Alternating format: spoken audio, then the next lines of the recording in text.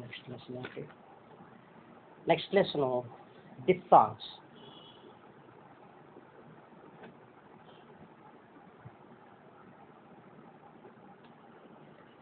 Next lesson ఏంటంటే diphthongs. అసలు డిఫ్థాంగ్స్ అనేటువంటి వాటిని గురించి పరిశీలించినట్లయితే మనం అసలు వాట్ ఈజ్ ఏ డిఫ్థాంగ్ అనేటువంటిది ముందుగా తెలుసుకోవాల్సిన అవసరం ఉంటుంది. రెండు వొవెల్స్ కలిపి అంటే కలపగా వచ్చేటువంటి ధ్వని ఏదైతే ఉంటుందో దాన్ని డిఫ్థాంగ్ అంటారు. రెండు అచ్చుల యొక్క కలయికని డిఫ్థాంగ్ అని పిలుస్తారు. రెండు అచ్చుల యొక్క కలయికని అంటే ఇప్పటిదాకా మనం ఒక అచ్చును పలకడం నేర్చుకున్నాం. ఒక అచ్చే కాదు, రెండేసి అచ్చులు కలిపేటువంటి ధ్వనులు కూడా ఉంటాయి అని మనం దీని ద్వారా తెలుసుకోవాల్సిన అవసరం ఉంది. జనరల్గా మామూలుగా బీఈడీ చదువుతున్న వాళ్ళకైతే అందులో ఫొనటిక్స్ అని ఒకటి ఉంటుంది. బీఈడీ చేశారా మీరు? చేయలేదు. బీఈడీ చేసే వాళ్ళకి అందులో ఫొనటిక్స్ అని ఉంటుంది. ఫొనటిక్స్, ఆ ఫొనటిక్స్లో వస్తాయి ఈ డిఫ్థాంగ్స్ గురించి వస్తాయి. అందులో అచ్చు ధ్వనులు ఇంగ్లీష్లో ఓ పేపర్ ఉంటుంది, ఫొనటిక్స్ అని పేపర్ ఉంటుంది, అందులో వస్తుంది వాళ్ళకి. అంటే వొవెల్స్, డిఫ్థాంగ్స్, తర్వాత ట్రైఫూన్స్ అని ఇలా ఉంటాయి. అందులో చెప్పబడుతుంది వాళ్ళకి. మామూలుగా ఉన్నటువంటి వాళ్ళకి అవసరం ఏం లేదు, ఎక్సెప్ట్ మనకు షార్ట్ హ్యాండ్ వాళ్ళకి అవసరం అవుతుంది. మన అవసరం ఉన్నంత కూడా మిగిలిన వాళ్ళు ఎవరికి ఏమి ఉండదు. మనమే ఎక్కువ వాడతాం, షార్ట్ హ్యాండ్ వాళ్ళే ఎక్కువ వాడతారు. అయితే ఆ బీఈడీ వాళ్ళకి కూడా కొంతవరకు ఉంటుంది ఈ ఫొనటిక్స్లో. అందులో డిఫ్థాంగ్స్ అని వస్తుంది. డిఫ్థాంగ్ అంటే union of two vowel sounds అని అర్థం. Union of two vowel sounds అంతే, అంతకంటే ఇంకా. అంటే రెండు అచ్చుల యొక్క కలయిక, దాని ద్వారా ఏర్పడే ధ్వని, that is called a diphthong. అది ఇక్కడ మనం గమనించాలి. షార్ట్ హ్యాండ్లో డిఫ్థాంగ్స్ అనేటువంటివి 4 డిఫ్థాంగ్స్ ఉన్నాయి. అంటే ఇలా రెండు వొవెల్ ధ్వనులతో పలికేటువంటివి, అంటే టూ వొవెల్ సౌండ్స్తో కలపగా వచ్చే ధ్వనిని తెలియజేసేటువంటి సైన్స్.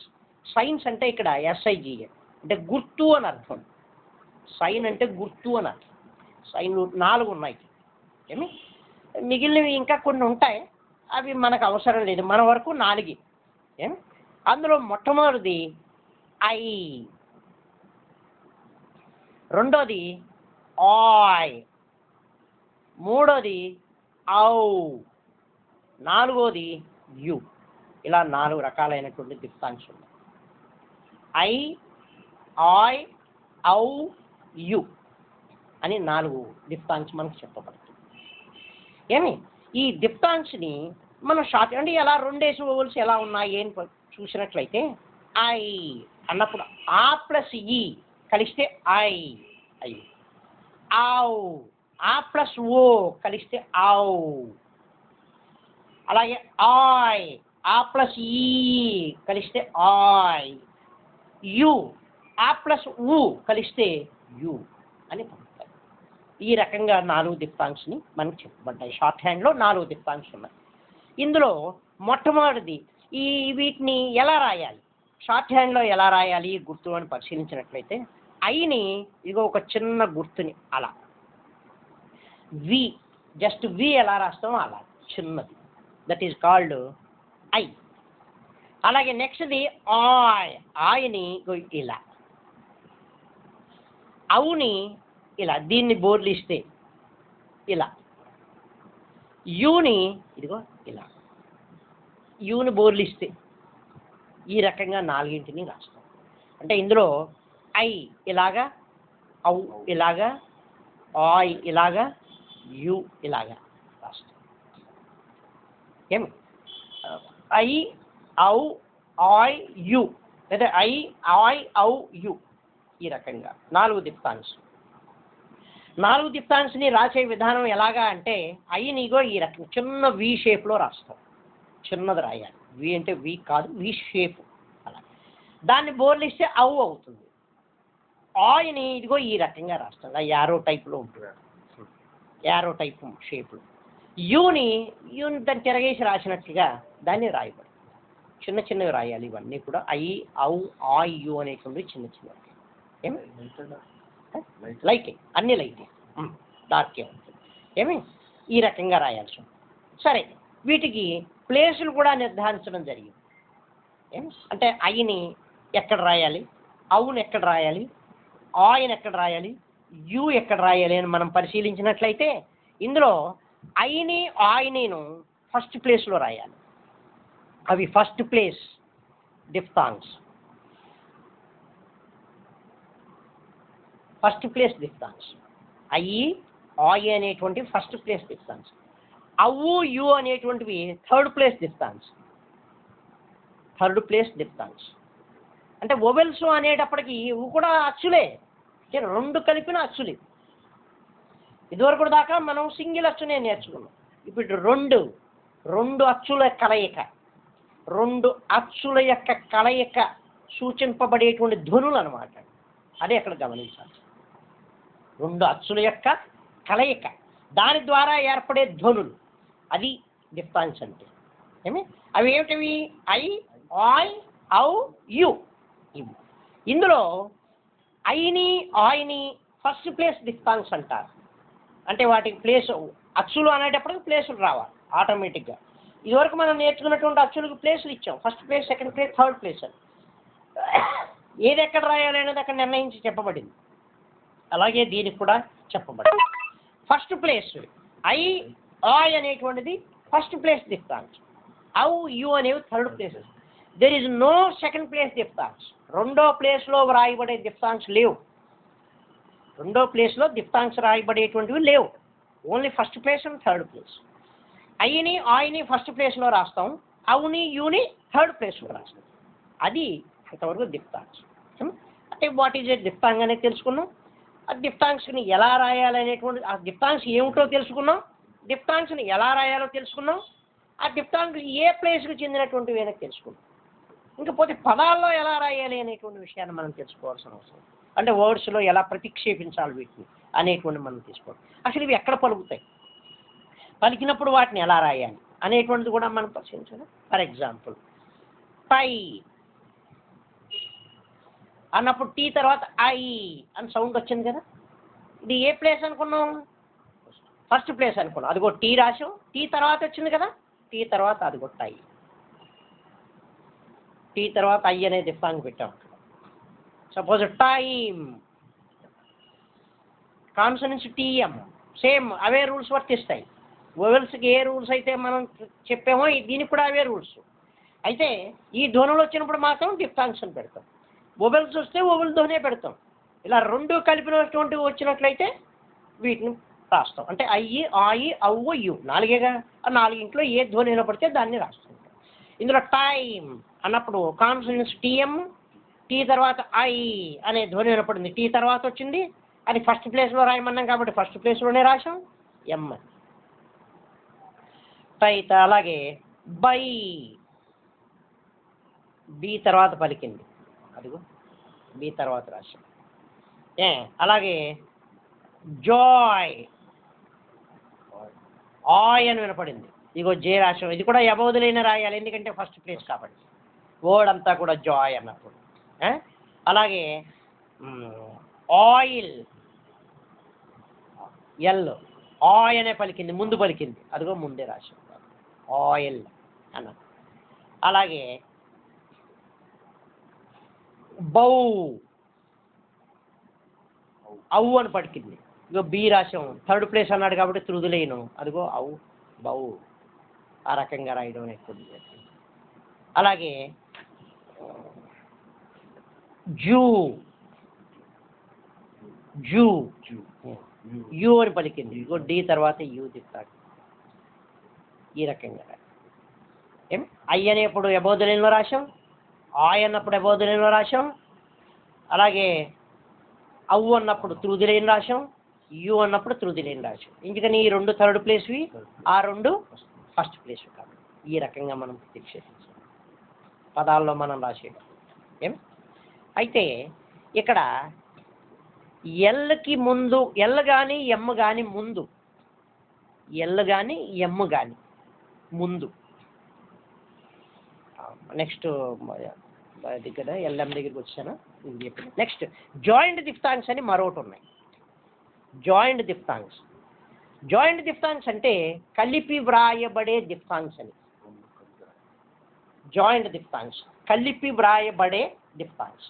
అవి ఏమిటి అని మనం పరిశీలించినట్లయితే, ఇప్పుడు మనం నేర్చుకున్నటువంటి 4 దిఫ్తాంగ్స్ని పదాలకి కలపగలిగితే, మనం రాసేటువంటి పదానికి ఈ దిఫ్తాంగ్స్ని కలపగలిగితే కలిపి కూడా వ్రాయవచ్చు. ఎలాగంటే ఎగ్జాంపుల్ చూస్తే మనకు బాగా తెలుస్తుంది. అవే దిఫ్తాంగ్స్. జాయింట్ అంటే కలిపి రాస్తాం, అంటే పదంతో పాటుగా కలిపి రాసేయచ్చు, విడిగా రాయక్కర్లేదు. పదంతో పాటుగా కలిపి రాసేయచ్చు. ఎలాగంటే ఎగ్జాంపుల్ చూస్తే ఈజీగా తెలుస్తుంది. ఐటెం అని రాసాం. యాక్చువల్గా ఇక్కడ ఏమిటి, టీఎం కాన్సెంట్. ఐ అనేది ముందు వచ్చింది, టీకి ముందు ఫస్ట్ ప్లేస్, అలా కదా. ఐటెం రాసాం. ఇక్కడ ఐ దీనికి కలపడానికి వీలుగా ఉంది కాబట్టి ఇదిగో ఐటెం ఇలా కలిపి రాసేయమంటున్నాడు. That is called joint దిఫ్తాంగ్.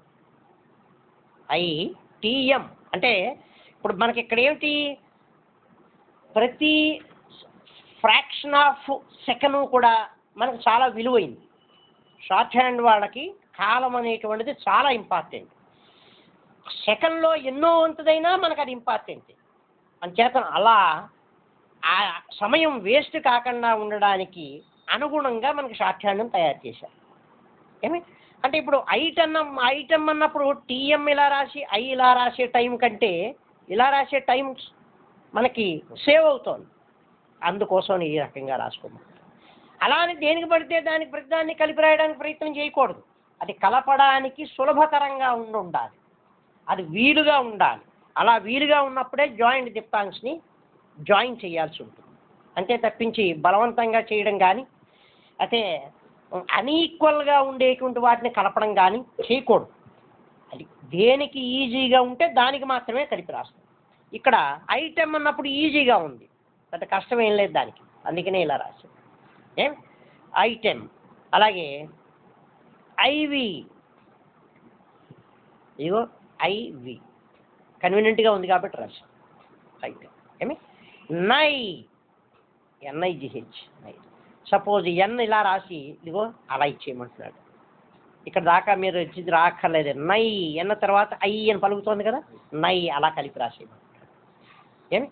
ఇలాగే. అలాగే ఆయిల్, ఇదిగో ఎల్, ఆయి అనే దానికి కలిపి రాయడానికి వీలుగా ఉంది కాబట్టి కలిపి రాసేసాం. ఆయిల్. అలాగే జూ, డీకి యూ దిప్తాంగా, అదిగో జూ. నౌ, ఎన్ ఔ దిప్తాంగ్, నౌ. అంటే బౌ, అదిగో ఔ దిప్తాంగ్. ఈ రకంగా ఇలా జాయింట్ దిఫ్తాంగ్స్ని కలిపి రాయగలిగినట్లయితే కలిపి రాసుకోవచ్చు. అది కన్వీనియంట్గా కనుక ఉన్నట్లయితే, ఈజీగా ఉన్నట్లయితే మనం దాన్ని కలిపి రాసుకునే ప్రయత్నం చేయవచ్చు. అయితే ఎల్, ఎం ఈ 2 అక్షరాల ముందు ఐ వచ్చినట్లయితే, ఐ దిప్తాంగం రాయాల్సి వచ్చినప్పుడు ఈ ఐని పూర్తిగా రాయక్కర్లేదట. దీన్ని ఎబ్రివేట్ చేయొచ్చు అంటున్నాడు. ఎబ్రివేట్ అంటే షార్ట్ ఫార్మ్ అని, చిన్న ఫార్మ్ అని. అంటే అయ్యే చిన్నది అసలు. మళ్ళీ దీనికి షార్ట్ ఫార్మ్ ఏమిటంటే, సపోజు అయామ్ వచ్చింది, అవునా, అయ్యి యాము ఇలా రాయాలి. దీనికి ఇదిగో అయామ్ అంటే ఓ మొక్క, ఇందులో ఓ మొక్క రాస్తే చాలు. ఐలో ఐ అనేటువంటి దాంట్లో ఈ మొక్క అక్కర్లేదు, ఇంకా అయామ్ అలా కలిపి రాసేస్తాం. ఐవి, ఐవి కాదులేండి, ఏంటి ఎల్ కదా అనుకున్నాం. ఐల్, ఇదిగో ఐల్. ఈ రకంగా కలిపి రాయవచ్చు. అంటే ఎల్లు ఎమ్ము ముందు వచ్చేటువంటి ఐ దిప్తాంగ్ని పూర్తిగా రాయక్కర్లేదు, ముందున్నటువంటి చిన్న టిక్ మార్క్ రాసే సరిపోతుంది. పూర్తిగా రాయవలసినటువంటి పని అంటే అక్కడ ఎబ్రివేషన్ అనమాట. ఎబ్రివేటెడ్ అంటారు దాన్ని. ఎబ్రివేటెడ్ టైప్ అంటే ఏమైనా షార్ట్ ఫార్మ్ అని. ఎబ్రివేషన్ అంటే ఏమిటండి, టు యాంప్లిఫై ద ఎబ్రివేషన్ అంటాడు, పరీక్షల్లో అడుగుతూ ఉంటాడు. అని ఏవో చిన్న ఫారం ఇస్తాడు వాడు. ఎబ్రివేట్ ఫార్మ్ అంటే ఆ షార్ట్ ఫార్మ్ ఏదో ఇస్తాడు, దాన్ని ఎలాబరేట్ చేయమని అడుగుతూ ఉంటాడు, అంతే కదా. అలాగే ఇక్కడ ఎబ్రివేట్ అంటే ఐ దిప్తాంగ్ని దాన్ని ఇంకా హాఫ్ చేసి రాయడం. ఎప్పుడు ఎమ్ము ఎల్లుల ముందు మాత్రమే కుదురుతుంది, అది మిగిలిన అన్ని చోట్ల ఏం కుదరదు. అది ఇక్కడ గమనించాల్సి. ఇలాగా జాయింట్ డిఫాంగ్స్ అనేటువంటివి ఈ రకంగా మనం రాస్తాం. ఏమి ఇంకా ఎగ్జాంపుల్ కనుక మనం పరిశీలించినట్లయితే వీటిల్లో ఇవి ఎక్కువ తర్ఫీదుగా రాసే కొద్దీ ఈ జాయింట్ డిఫాంగ్స్ అనేటువంటివి మనకి కనిపిస్తూ ఉంటాయి, ఈజీగా రాయగలుగుతూ ఉంటాం. కౌడ్, COWED అన్నప్పుడు కాన్సనెంట్స్ KD, అవు అనేది పలికింది కే తర్వాత, ఇదిగో కౌడ్. థర్డ్ ప్లేస్ అంటే ఇక్కడే రాస్తాం కదా. ఆ రూల్స్ ఏం మారవు, అవన్నీ యాజ్ ఇట్ ఈజ్. వొవెల్స్కి ఏ రూల్ అప్లై అవుతాయి వీటికి కూడా అవే రూల్స్ వర్తిస్తాయి. ఇదిగో కౌడ్ అని, ఇది కలిపి రాయడానికి వీలుగా లేదు. అదే కవ్వు అని వచ్చింది ఫర్ ఎగ్జాంపుల్, అవు దిప్తాంగనాల కలిపి రాసేయచ్చు, అది కలుస్తుంది కాబట్టి. కౌడ్ కాబట్టి ఇక్కడ రాయలేకపోయింది. అలాగే మ్యూల్, MUL, ML, యు అనే దిప్తాంగ పలికింది, థర్డ్ ప్లేస్, అదిగో మ్యూల్. అలాగే డ్యూటీ, DUTY, DT, జూ. ఈ యు దిప్తాంగని చూసుకోవాలి. యు దిప్తాంగ అనేది అలా ఉండాలి, అలా సాఫ్ట్గా ఉండాలి. ఇక్కడ అవు దిప్తాంగ ఇలా ఉంటుంది. ఇదేమో ఇలా రౌండ్ షేప్లో ఉంటుంది, ఇది ఇలా ఉంటుంది. అలాగే ఐ ఇలా రాస్తాం, ఆయ్ అనేటువంటిది ఇలా రాస్తాం. అది మనం గమనించుకోవాల్సినటువంటి అవసరం. అలాగే టాయ్, టీ, ఆయ్ దిప్తాంగ, టీ తర్వాత ఆయ్ అని పలికింది, టాయ్ అని రాసాం దానికి. అలాగే IV కలిపి రాసేయచ్చు. ఐస్, అదిగో ఐస్ అన్నప్పుడు కూడా కలిపి రాసేయచ్చు, ఐ దిప్తాంగ అనేటువంటిది. నౌ అన్నప్పుడు ఎన్ అవు దిప్తాంగ కలిపి రాసేసాం, అంటే ఇక్కడ కలిపి రాయడానికి వీలుగా ఉంది కాబట్టి కలిపి రాసాం. ఇష్యూ, యు దిప్తాంగ అనేటువంటిది ఇక్కడ కలిపి రాయడానికి వీలుగా ఉంది కాబట్టి కలిపి రాసేసాం. ఇలా కలిపి రాసే వాటికి విడిగా రాస్తే తప్పు, అది కూడా మనం గమనించుకుంటూ ఉండాలి. వర్డ్స్ని ప్రాక్టీస్ చేసిన దాన్ని బట్టి ఇవన్నీ మనకు తెలుస్తుంటాం. ఐ దిప్తాంగ ఈ రకంగా రాస్తాం. అలాగే అయామ్, ఇందాక చెప్పాను, అయ్యామ్ అన్నప్పుడు ఎబ్రివేషన్ ML, విడిగా అదే రాస్తుంది. ఇప్పుడు మరి మనకి టైం సేవ్ అవట్లా. ఇప్పుడు ఎన్ ఇలా రాసి చివరి దాకా వచ్చి ఐ దిప్తాంగ పెట్టుకునే బదులు అక్కడితో ఇలా రాస్తే ఎన్ తర్వాత ఐ అన్న పలుకుతూ అలా సాగిపోతుంది కదా. ఇప్పుడు నెక్స్ట్ వర్డ్ రాయాలి, ఆటోమేటిక్గా ఇక్కడ రాసుకుంటూ వెళ్ళిపోతాం. ఇది ఇక్కడికి వచ్చి ఇలా కలిపి రాయడం వల్ల మనకు టైం ఎంతో సేవ్ అవుతుంది కదా. దానికోసమని కలిపి రాయడానికి వీలుగా ఉంది, అన్ఈజీగా లేదు, ఈజీగా ఉంది. వర్డ్ తర్వాతే పలుకుతోంది. ఇవన్నీ ఎన్నో రకాలైనటువంటి ఉపయోగాలు అక్కడ కనిపిస్తున్నాయి కాబట్టి ఆ రకంగా రాసుకోవడం అనేటువంటి జరుగుతుంది. ఏమి అలాగే ఐడెల్, IDL, ఐ దిప్తాంగ కలిపి రాసేసాం, అక్కడ విడిగా రాయక్కర్లేక. అది ఇక్కడ పోతే నెక్స్ట్ మరొక ప్రిన్సిపల్ ఉంది ఇక్కడ. ఏమిటంటే యు అనే దిప్తాంగని ఇలా రాసాం, నేర్చుకున్నాం మనం ఇప్పటిదాకా. యు అనే దిప్తాంగ, దీన్ని ఇలాగే కాకుండా కొన్ని పదాల్లో రాసేటప్పుడు, అంటే జనరల్గా ఎల్ తర్వాత కానీ, ఎమ్ తర్వాత కానీ, ఎన్ తర్వాత కానీ వచ్చేటువంటి యూని ఇలాగే కాకుండా దీన్ని కూడా ఎబ్రివేటెడ్గా రాయవచ్చు. ఎలా అంటే యూని ఇలానే కాకుండా ఇలా సెమీ సర్కిల్ ద్వారా కూడా రాయవచ్చు. ఒక చిన్న సెమీ సర్కిల్ ద్వారా కూడా యు దిప్తాంగని రాయవచ్చు. ఈ యు అనేటువంటి దిప్తాంగని ఇలానే కాకుండా ఒక చిన్న సెమీ సర్కిల్ ద్వారా కూడా వ్రాయవచ్చు. ఎలాగంటే ఇవి సాధారణంగా M, N, L వీటికి వర్తిస్తూ ఉంటాయి. M, N, L వీటికి తర్వాత వచ్చేటువంటి ఎల్ని ఇలా ఎబ్రివేటెడ్ అంటే సెమీ సర్కిల్ ద్వారా కూడా యు దిప్తాంగని వ్రాయవచ్చు అని తెలియజేయబడుతుంది. అంటే ఫర్ ఎగ్జాంపుల్ వాల్యూ అని వచ్చింది, కలిపి రాస్తున్నాం కదా, వి కదా, VL యు దిప్తాంగ. అంటే విడిగా ఇలా రాసి ఇలా అనే అక్కర్లేకుండా VL, న్యూ, NEW, న్యూ. ఏమి అలాగే మ్యూ, M, సెమీ సర్కిల్ అంటారు దీన్ని. సర్కిల్ని హాఫ్ చేస్తే అని అర్థం. యు దిప్తాంగని ఇలానే కాకుండా ఇలా సెమీ సర్కిల్ ద్వారా కూడా వ్రాయవచ్చు. సాధారణంగా వీటికి దేనికి రాస్తాం, M, N, L. వీటి తర్వాత వచ్చేటువంటి యు దిప్తాంగిని సెమీ సర్కిల్ ద్వారా కలిపి వ్రాయవచ్చు అని మన రైటర్ గారు మనకి తెలియజేస్తున్నారు. అందులోనే భాగంగా వాల్యూ అయితే క్యూ, కే తర్వాత కూడా Q C U E, K U diphthong, K U Q అయిపోయింది కదా. మరి థర్డ్ ప్లేస్ కదా, థర్డ్ ప్లేస్ అంటే కే హారిజాంటల్ కాబట్టి ఆంధ్రేయమే కదా రాయడం. క్యూ మ్యూ ఇది కూడా ఆంధ్రలే, ఎందుకని త్రూ ది లైన్ రాయడం కుదరదు కదా. హారిజాంటల్ స్ట్రోక్స్ కేగేఎంఎన్నింగిల్కి హారిజాంటల్ స్ట్రోక్స్ కాబట్టి third place through the line రాయడం కుదరదని చెప్పుకున్నాం కదా. అదే ప్రిన్సిపల్ వర్తిస్తుంది. ప్రిన్సిపల్స్ ముందున్న ప్రిన్సిపల్స్ ఏమి మారవు, అవే ప్రిన్సిపల్స్. క్యూ మ్యూ ఈ రకంగా రాయవచ్చు. అది ఇంతవరకు ఇవన్నీ కూడా జాయింట్ దిప్తాంగ్స్కి సంబంధించినటువంటి వ్యవహారాలు. ఇకపోతే జ్ఞాపకం ఉండదు అక్కడ దాకా చూడండి. ట్రైఫోన్ సంగతి రేపు చూద్దరు కానీ ఎందుకంటే ఎక్కువ చెబితే ఇందులోనే చివరకు వచ్చేవి జ్ఞాపకం ఉండకపోవచ్చు కదా అని చేస్తారు. దిప్తాంగ్స్ అనేటువంటి 4 దిప్తాంగ్స్ ఉన్నాయి. ఐ, ఔ, ఆ, యు. ఇందులో ఈ 4ంటిని ఎలా గుర్తులు ఎలా చూపించాలి అన్నది అక్కడ రాశాం. ఈ 4 దిప్తాంగ్స్ని ఏమి అంటే దిప్తాంగ్ అంటే ఏం చెప్పుకున్నాం మనం, 2 వొవెల్ ధ్వనుల యొక్క కలయిక ద్వారా ఏర్పడే ధ్వనిని దిప్తాంగ్ అంటారు. అంటే యూనియన్ ఆఫ్ 2 వొవెల్ సౌండ్స్ అని ఇంగ్లీష్లో అంటారు. తెలుగులో చెప్పినట్లయితే దానికి 2 అచ్చుల యొక్క కలయిక ద్వారా ఏర్పడేటువంటి ధ్వని ఏదైతే ఉంటుందో దట్ ఈస్ కాల్డ్ ఏ దిప్తాంగ్ అని మన రైటర్ గారు పిట్మెన్ గారు మనకి తెలియజేశారు. ఇవి 4 షార్ట్ హ్యాండ్లో 4 దిప్తాంగ్స్ ఉన్నాయి. ఐ, ఔ, ఆ, యు అనేటువంటి దిప్తాంగ్స్. వీటిని ఇదిగో ఈ రకంగా రాయాలి. ఐ అనేటువంటి దాన్ని ఇలాగా, ఆ అనేటువంటి దాన్ని ఇలాగా, ఔ అనేటువంటిది ఇలాగా, యు అనేటువంటిది ఈ రకంగాను రాయాలి. ఇందులో ఐ, ఆ అనేటువంటి 2ంటిని ఫస్ట్ ప్లేస్ దిప్తాంగ్స్ అంటారు. ఔ, యు అనేటువంటి ఈ 2ంటిని థర్డ్ ప్లేస్ దిప్తాంగ్స్ అంటారు. పదాలకి ఈ ధ్వనులు ఎక్కడ వస్తే ఆ గుర్తులు అక్కడ అరేంజ్ చేయడమే, వేరే ఏమీ లేదు. ఏ పదానికి అయినప్పటికీ కూడా ఈ ధ్వనులు వినిపిస్తే ఆ గుర్తులను ఇండికేట్ చేయడమే. ఓవెల్ రూపంలో ఉండేటువంటి ఓవెల్స్ కింద ఓవెల్స్ని ఏ రకంగా అయితే మనం ఇంప్లిమెంట్ చేసామో అలాగే ఇవి ఇంప్లిమెంట్ చేయడమే, అంతకంటే ఇందులో ఏమీ కనిపించదు మనకి. ఇకపోతే నెక్స్ట్ వీటి తర్వాత జాయింట్ దిప్తాంగ్స్ అని ఉంటాయి.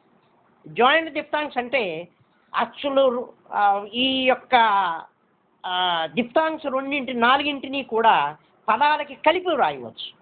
జాయింట్ దిప్తాంగ్స్ అంటే పదానికి కలిపి వ్రాయబడేటువంటి దిప్తాంగ్స్ జాయింట్ దిప్తాంగ్స్ అంటారు. ఏ పదాలకైనా సరే ఈ దిప్తాంగ్స్ కనుక కలిపి రాయగలిగితే ఆ రాసేటువంటివి ఎలా ఉండాలంటే ఈజీగా ఉండాలి. అంతేగాని బలవంతంగా రాసేటువంటి పదాలకు ఉపయోగించుకోవచ్చు. అవి ఈజీగా కలపగలిగినట్లయితే కలిపి కూడా వ్రాయవచ్చు. అవి సెకండ్. నెక్స్ట్ ఈ జాయింట్ దిప్తాంగ్స్లో ఐని ఎబ్రివేటెడ్ కింద కూడా ఉపయోగిస్తాం. వేటికంటే కేవలం ఎల్లు ఎమ్ము ముందు వచ్చినప్పుడు మాత్రమే. ఎల్లు ఎమ్ము ముందు ఐ అనేటువంటిది వచ్చినట్లయితే ఎబ్రివేటెడ్గా వ్రాయవచ్చు అని మనకు తెలియజేస్తాడు రైటర్ గారు. నెక్స్ట్ పాయింట్ దగ్గరికి వచ్చినట్లయితే కేఎంఎన్ఎల్ వీటికి తర్వాత వచ్చేటువంటి యు దిప్తాంగ్ని సెమీ సర్కిల్గా కూడా వ్రాయవచ్చు. కలిపి రాయడం అంతే. ఈ విషయాన్ని మనకి ఇందులో తెలియజేస్తాం. ఓకే, ఒకసారి ఇందులో ఏం చేస్తారంటే జాయింట్ దిప్తాంగ్స్ లెసన్ని ఒక్కసారి ఇందులో ఉంటుంది. లెసన్ ఒకసారి దీన్ని చదువుకుని అప్పుడు లెసన్లో ఉన్న వర్డ్స్ అన్నీ వద్దు, ఎంతవరకు రాయొచ్చు అంటే ఇక్కడ దాకా రాయచ్చు, ఈ పదాలు మాత్రము రాయచ్చు. ఓకే, ఇక్కడ దాకానే అయింది మనకు. ఇంతవరకు చెప్పడానికే అంతవరకు వచ్చింది. ఓకే, ఇక్కడ దాకా వాల్యూ వరకు రాయచ్చు. ఇంకా ట్రైఫోన్ ఇంకా చెప్పలేదు కదా, వాల్యూ వరకు మనం రాయచ్చు. అదే